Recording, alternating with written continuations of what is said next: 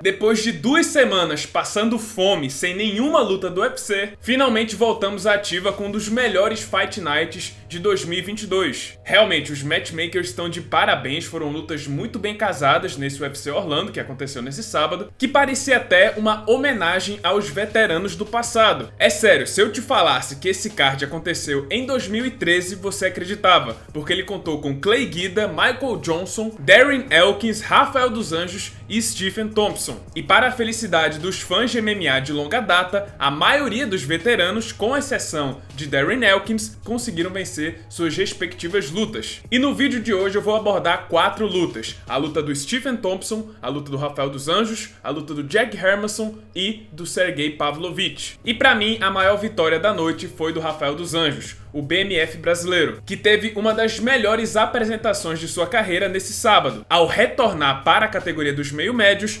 finalizando Bryan Barberena. Quando anunciaram essa luta, eu fiquei um tanto receoso, porque o Rafael dos Anjos, que vinha de derrota para o Fiziev, inclusive ele foi nocauteado pelo Fiziev, o dos Anjos vinha dizendo que não acreditava mais que ele ia chegar a disputar o cinturão, e que agora só ia continuar lutando meio que para cumprir tabela. Enquanto isso, Barberena vinha em uma ótima fase, 3 vitórias seguidas, e é 5 anos mais novo do que o Rafael, sem falar que ele é maior e mais forte do que o brasileiro. Ainda assim, Rafael deu mais um show de profissionalismo e mostrou que é uma joia rara do MMA brasileiro. Aos 38 anos de idade, ele teve uma performance primorosa, colocou em prática a faixa preta de jiu-jitsu, incorporou o Charles do Bronx e finalizou Barberena com mata-leão no segundo round sem muitas dificuldades. Deu pra ver que a missão do RDA nessa luta era uma só: vencer. Não importava se ele teria que fazer uma luta chata de grappling, se ele teria que abusar da luta agarrada, não interessava, ele tinha que vencer essa luta. A missão do Rafael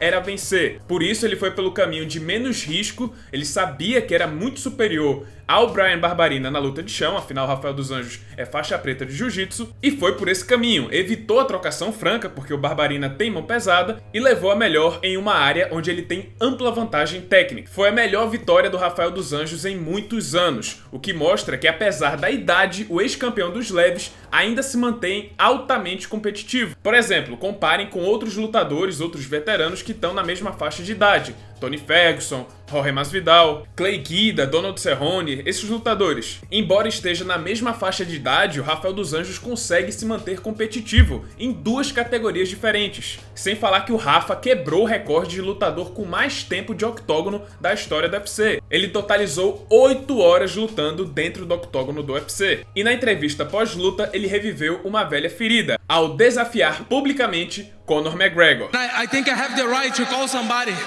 And I want to call out Conor McGregor. But now here I am. He has a couple months to clean his body of all the shit that he's taking. And I will see you in July.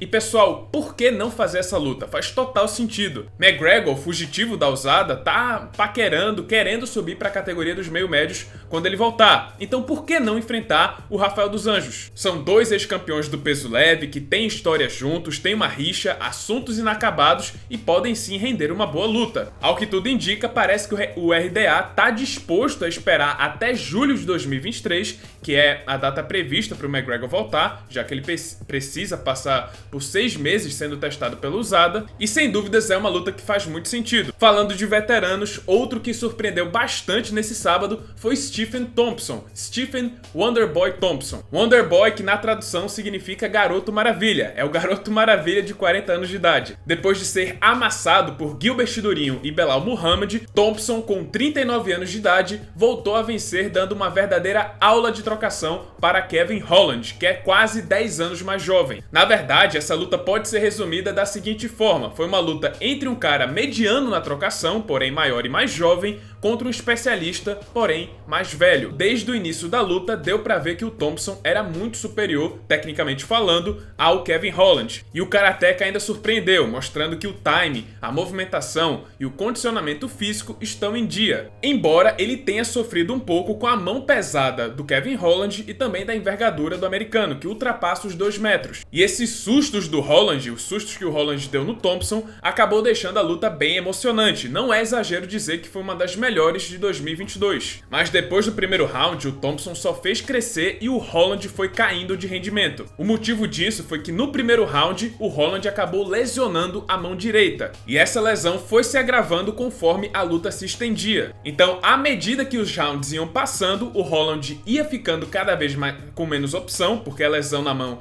ia piorando e ele ia ficando cada vez mais limitado, e o Thompson ficava mais confortável na luta, crescia cada vez mais. O quarto round foi o checkmate. Thompson literalmente disparou todas as técnicas de golpes que ele tinha no seu arsenal, enquanto o Holland, sentindo muito a mão direita, mal conseguia se defender. No intervalo entre o quarto round e o quinto, os médicos viram a lesão do Holland e interromperam a luta, dando a vitória para Stephen Thompson por nocaute técnico. Recuperado de 2 derrotas seguidas, o Thompson basicamente suplicou: por favor, nunca mais me coloquem contra grapplers, me coloquem contra strikers, que eu ainda posso trazer boas lutas. Ele disse que ainda tem lenha pra queimar, ainda pode trazer bons combates, mas que pra isso o UFC precisa colocar ele contra outros strikers. E é verdade, contra caras da luta agarrada a gente viu como o Thompson se sai hoje em dia. Ele foi amassado pelo Belal Muhammad e pelo Durinho, mas contra outro striker, mesmo com 40 anos de idade, o Thompson ainda tem muita lenha pra queimar. Ele ainda consegue dar uma aula, e considerando que o top 5 dos meio-médios tá recheado de grapplers,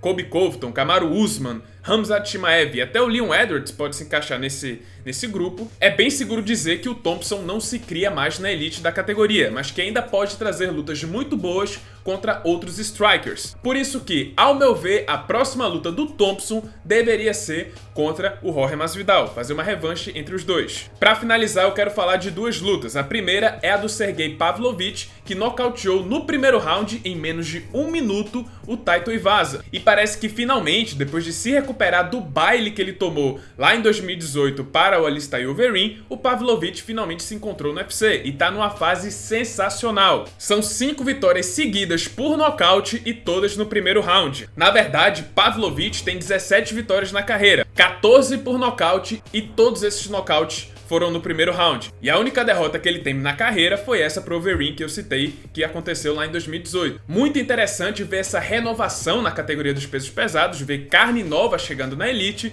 e pra mim, a luta a se fazer no momento é bem óbvia, é Pavlovich contra Ciryl Gane. Quem vencer disputa o cinturão dos pesos pesados. E falando em renovação, temos outra grande novidade, dessa vez para a categoria dos médios, porque Jack Hermansson pisou na graxa e acabou sendo derrotado por Roman Dolidze, naquela que foi a vitória mais criativa de 2022. O Hermansson ia enfrentar originalmente o Derek Bronson nesse sábado, mas o americano acabou se lesionando. E aí, de última hora, entrou o substituto desranqueado Roman Dolidze, e incorporando o Charles do Bronx, o georgiano conseguiu uma chave de panturrilha, o que acabou deixando o nórdico preso de barriga para baixo no chão e também à mercê do ground and pound violento. As pernas do Dolidze prenderam o Hermansson no chão com a chave de panturrilha, e enquanto isso ele desferiu vários e vários socos na cabeça do nórdico, conseguindo o nocaute técnico. E assim, Roman Dolidze, que aceitou a luta de última hora, vai de desranqueado para 8º colocado do ranking, assumindo a posição do Jack Hermansson. Pois é, galera, tem carne nova no pedaço no peso médio, e bem que tava precisando, é uma categoria que precisa sim de uma renovação. Bom pessoal, esse foi o vídeo, espero que tenham gostado. Se você gostou, deixa seu like, se inscreve no canal, já ativando o sininho das notificações para não perder o próximo conteúdo. E é isso pessoal, muito obrigado por terem assistido e até a próxima.